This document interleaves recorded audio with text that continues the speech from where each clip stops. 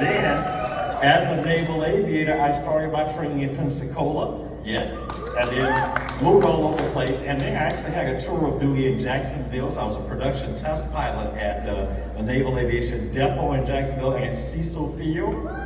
Cecil Field used to be a Navy master jet base. It's a civilian base now. And then, of course, Kennedy Space Center. I currently live in Melbourne, so yeah, I have ties, so to speak, all over the state of Florida. So I'm very proud of that Florida heritage and very proud of each and every one of the teams that I can here represent the state of Florida. Space flights. I flew 2 space shuttle missions, 9 days on Endeavour in the 90s, and then 16 days on Columbia. Get some feedback here someplace. And 16 days in Columbia. And as you know, robotics plays an important role to what we do in the space program. First and foremost, on the shuttle, we have the remote manipulator system, and we call it the robotic arm. The arm could be flown manually, meaning a person controlling it, much like you control your robots here, or it can be programmed. It was an incredibly articulate thing that could be programmed to do what you want it to do. But one of the coolest things that I got to do was on my second space flight, I can't remember if it was the first or second. I've done 3 spacewalks over my 2 missions. We took a robotic camera with us. It was called AirCam, Autonomous EVA Robotic Camera. And if you see photographs of it, it looks like a big soccer ball, but it's really a robot. And it was a prototype that we took into space with us. And on my spacewalk, I actually retrieved this robot from the airlock, powered it up and ran it through a series of self-tests, and then I launched it, and our pilot, Steve Lindsay, flew it around in a test profile for about 45 minutes. The robot's eyes were stereoscopic television cameras, and anything that the robot saw could be beamed back into the shuttle, back into mission control, space station, or whatever.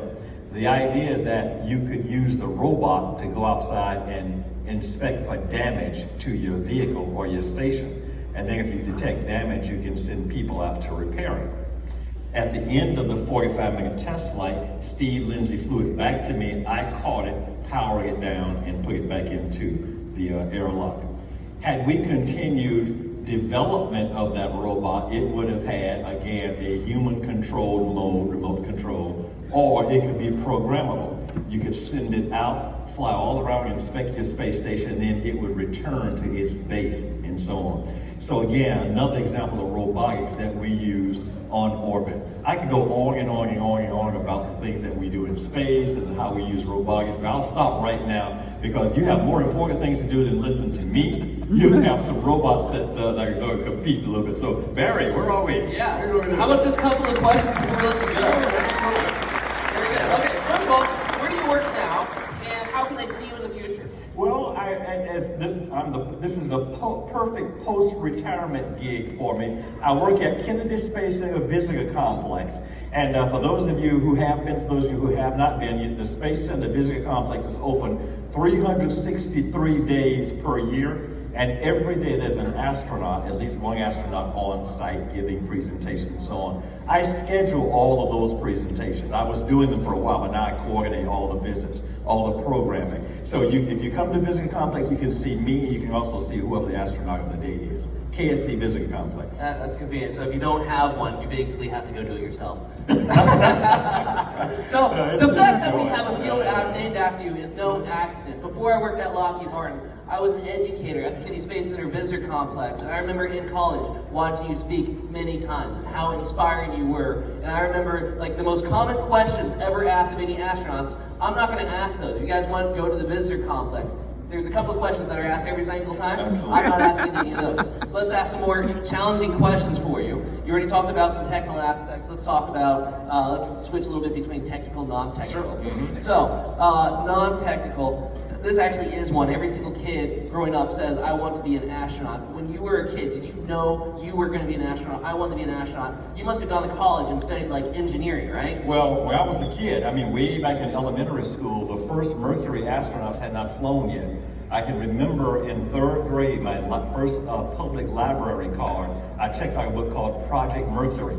It was about the upcoming Mercury program. I can remember also in elementary school when the first Mercury astronauts flew. So the answer is, I was always a kid that was interested in aviation, in space flight, and airplanes. But I didn't think I could do it. It wasn't a reality to me, and there were no examples or role models because there were no astronauts at all. I was a very, very good musician in high school. I went to school at FSU to study music. I actually enrolled in a music program at the FSU College of Music and obtained my degree in music. So I was talking to the young musicians back here this morning and letting them know how important music is to us and how people who do technical engineering, math, STEM type stuff are quite often musicians. That's important in a number of ways because math and music and all kind of tie in together, but also it helps make you a well-rounded person.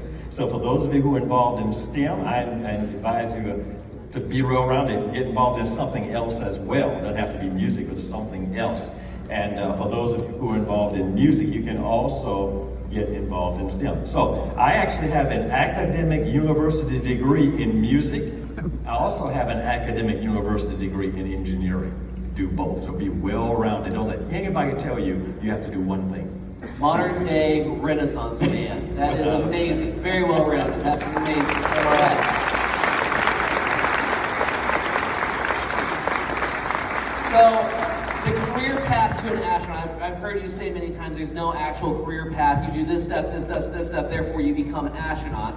For students that are considering, maybe that is a possibility for me after hearing you speak, what advice would you have to aspiring scientists, engineers in the future? The advice I have is to do what you're doing now, continue to get that good education. Regardless of what pathway you take, education is the key. So high school, obviously, college, next master's degree, some people maybe PhD. So education and then experience is what counts.